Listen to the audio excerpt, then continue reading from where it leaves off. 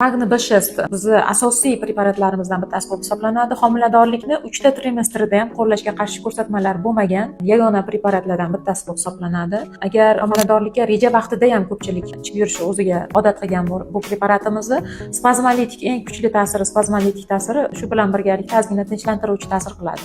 Ya'ni mushaklar spazmini ochadi. Bu bilan agar sizda ugroza kuzatilayotgan bo'lsa, masalan, homila tushish xavfi yoki bo'lmasa katta sroklarda muddatdan oldin tug'ruq xavfi kuzatilayotgan bo'lsa, Magni B6 preparatini tavsiya qilamiz. Bu preparatimiz 50 mg bo'lganligi uchun sostavida magniy sutkalik talab 400 mg bo'lib hisoblanadi.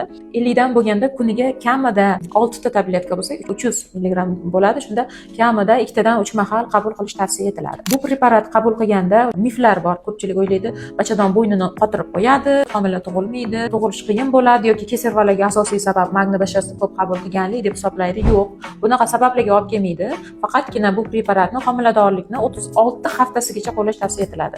Undan keyin qo'llaganda albatta spazmolitik ta'sir hisobiga matkada spazm oldini olganligi uchun dard biroz kechishi mumkin bu preparatni doimiy ichib yuradigan ayollarimizda. Shuning uchun 36 haftasigacha bemalol qo'rqmasdan qabul qilish mumkin. Keyin yana kimga mumkin emas degan savol bor. Bu yerda B6 vitamini bo'lganligi uchun miomasi bor homiladorlarga B6 vitaminli magniy preparatlari mumkin emas. Uni o'rniga toza magniy preparatlarini qabul qilsa, ya'ni B6 siz magniy preparatlarni qabul qilsa maqsadga muvofiq bo'ladi. Tavsiya qilamiz.